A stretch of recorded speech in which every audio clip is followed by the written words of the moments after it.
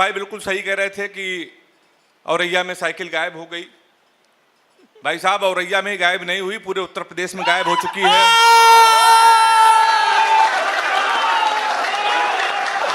भाई बहुत अच्छे,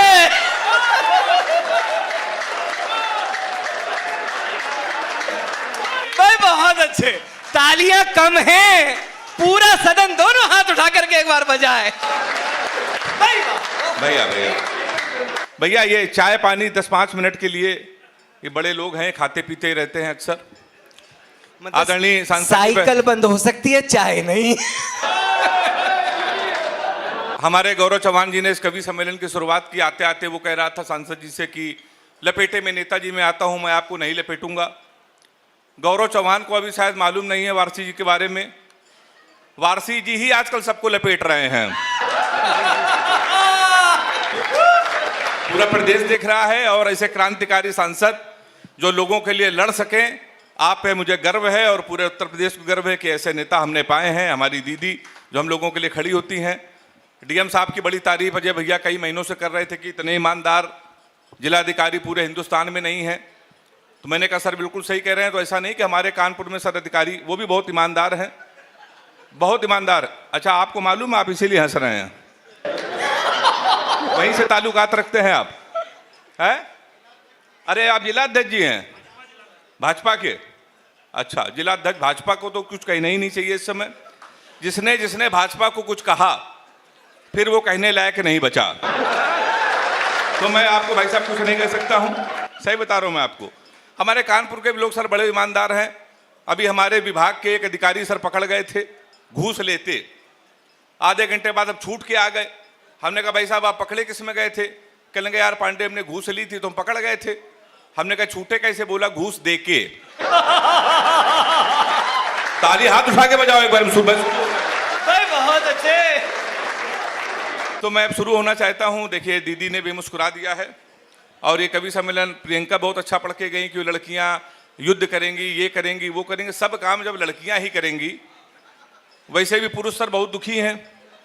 एक टाइम का खाना हम लोगों को नसीब होता है, उसके बाद लड़कियां अगर सेनाओं में आ गई तो हम पुरुषों का क्या होगा? तो जिसका जो काम है सर वो करना चाहिए। सैनिकों का काम है वहां पर सीमा पर जाकर लड़ें, लड़कियों का काम है कि पतियों के लिए खाना बना के दें, बच्चों को स्कूल भेजें। लेकिन बहुत अच्छा पढ़ कर गई, आवागमन बहुत तेज चल रहा है। खैर कोई बात नहीं है, मैं कानपुर का हूँ, सब कुछ बर्दाश्त कर लेता हूँ। आदरणीय कप्तान साहब भी बैठे हैं, कहाँ चले गए? क्या चले गए? चलिए मेरा प्रणाम उनको बोल दीजिएगा। सर मैंने कप्तान साहब का नाम इसलिए लिया कि मैं पुलिस अधिकारियों का बहुत सम्मान करता हूं, बहुत इज्जत करता हूं। मैं बचपन में भी जब मैं छोटा था तो पिताजी ने हमसे कहा कि पुलिस के बड़े अधिकारी बनना तो सपना हमारा पूरा हो जाएगा। सर मैंने बहुत कोशिश की कि मैं पुलिस में बड़ा अधिकारी बन जाऊं डीएम साहब, लेकिन मैं नहीं बन पाया। तो मैंने कानपुर में फिर अपना पर्सनल थाना खोल लिया। फिर दरोगा जी ने हमको असली थाना दिखाया, उसके बाद से मैं कवि सम्मेलन में आ गया। पर आप लोगों को मालूम नहीं, औरैया वालों, थाना नाम पता किसने दिया है? थाना नाम हमारे कानपुर ने दिया है। थाना चौकी।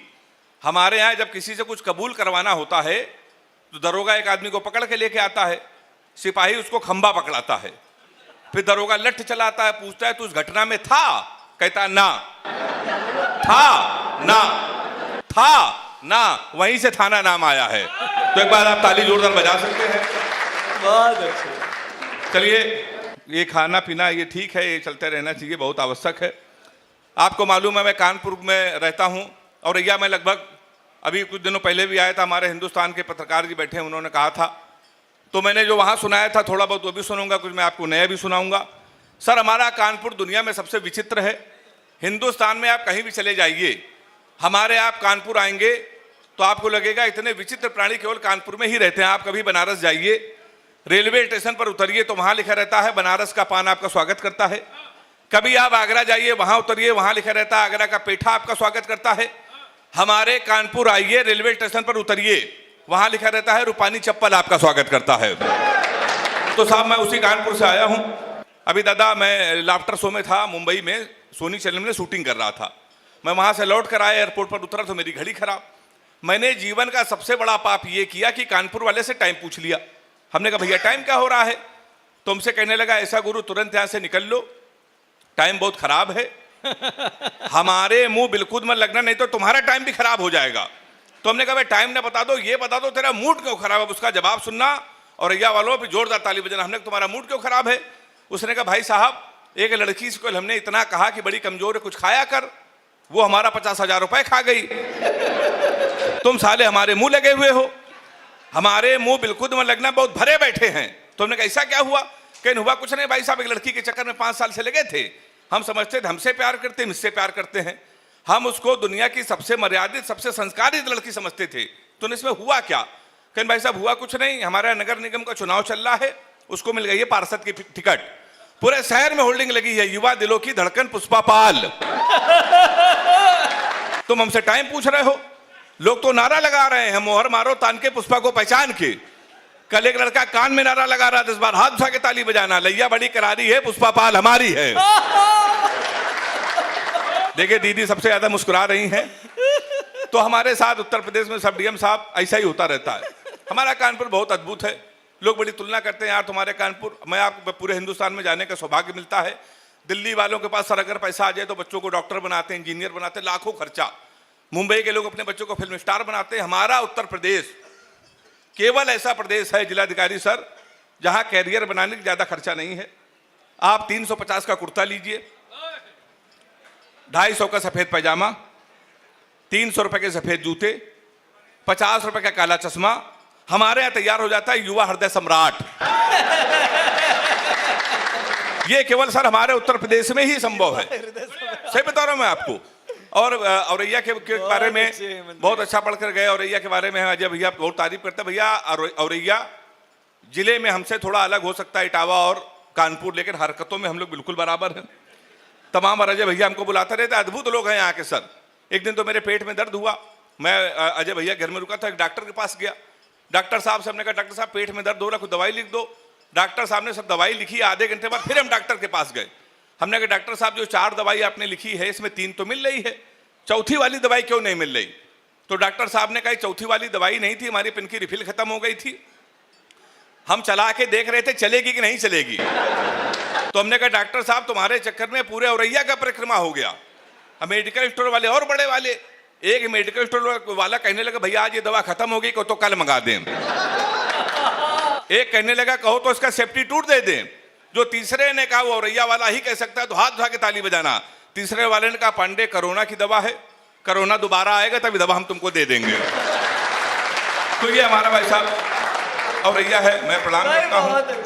देखिए महिला शक्ति के नाम पर हमारी दीदी हैं, पीछे बैठी हुई हैं, प्रियंका जी हैं, बहुत अच्छा है और होना भी चाहिए। मैं बहुत सम्मान करता हूँ। आप अपनी पत्नियों को सर चारों धाम की यात्राएं कराइए, इनको आप मूवी दिखाने ले जाइए, इनके साथ कभी शॉपिंग मत करना, जीवन भर रोएंगे। मैं रो रहा हूँ।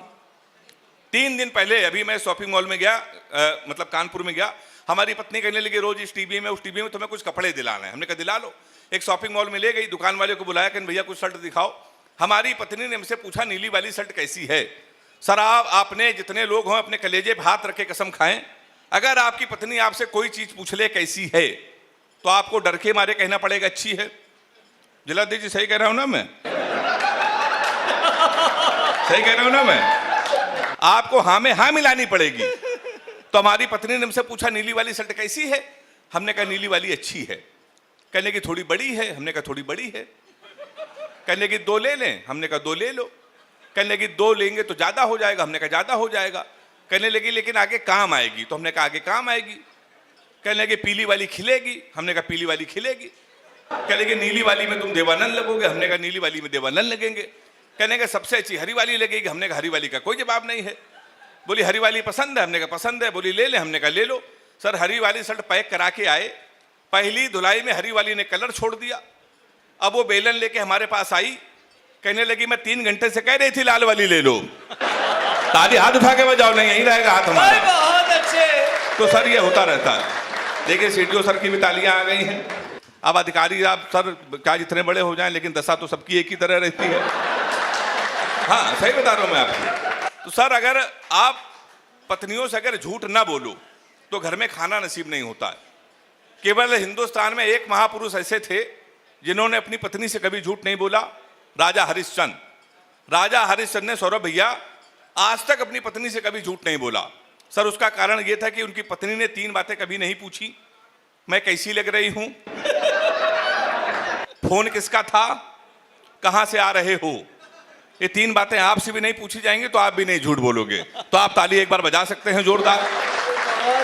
तो हमारा उत्तर प्रदेश सर, देखिए वीर रस पे गौरव चौहान ने क्या शानदार शुरुआत करी, पाकिस्तान को खत्म कर देंगे, निपटा देंगे, वो कर देंगे। सर औरैया का जो वीर रस है वो बड़ा अद्भुत टाइप का है। अजय अंजाम जी हमारे औरैया किसान, मैंने कहा जब भैया ये बताओ पाकिस्तान को तुम कैसे निपटाओगे।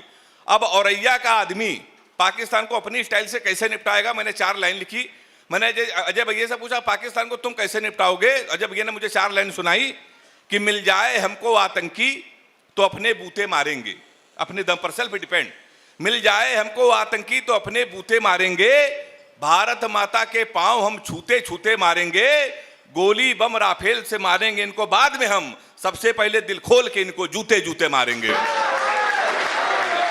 तो हम लोग सब ऐसे निपटा देते हैं। देखिए अभी नीरज चोपड़ा ने स्वर्ण पदक जीता भाला फेंकने में। एक वीर रस के कवि ने हमसे कहा भैया अगर यही भाला पाकिस्तान में फेंक दिया जाए पाकिस्तान तो खत्म। हमने कहा इसमें हिंदुस्तान की बेइज्जती है, भाला इतना बड़ा, पाकिस्तान इतना बड़ा।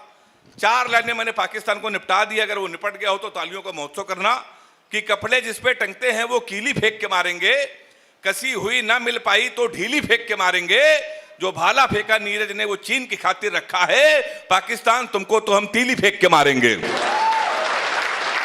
तो सर हमारा पाकिस्तान ऐसा ही है। हमसे लोग तुलना करते हैं यार तुम्हारे उत्तर प्रदेश के लोग कितने आलसी, कितने नकारा हैं, हरियाणा के लोगों को देखो ये लोग स्वर्ण पदक जीतते हैं, पंजाब के लोगों को देखो। तो हमने कहा सर हरियाणा के बच्चों में हमारे उत्तर प्रदेश के बच्चों में बहुत अंतर है। हरियाणा का बच्चा सर सुबह 4 बजे जगता है, सबसे पहले जाता है जिम, 4-5 घंटे जिम करता है, मॉर्निंग वॉक करता है, 5-6 किलो फल खाता है, वो सो जाता है। शाम को 6 बजे फिर वो सो के उठता है, फिर वो 2-4 घंटे टहलता है, फल खा के वो सो जाता है। हमारे उत्तर प्रदेश के लड़के औरैया, इटावा, मैनपुरी, कानपुर के सुबह 9:30 बजे सो के उठते हैं, वो भी तब जब उनका बाप उनको लतियाता है।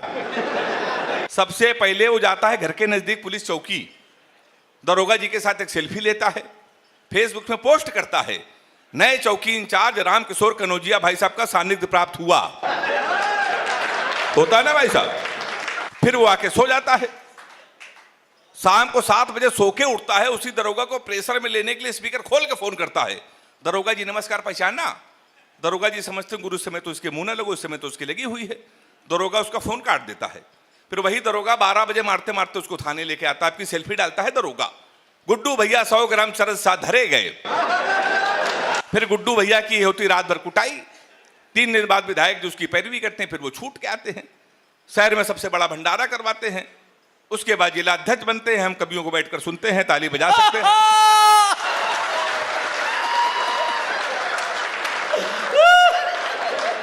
सर यहां के लिए नहीं है, मुझे सुरक्षित कानपुर जाना है।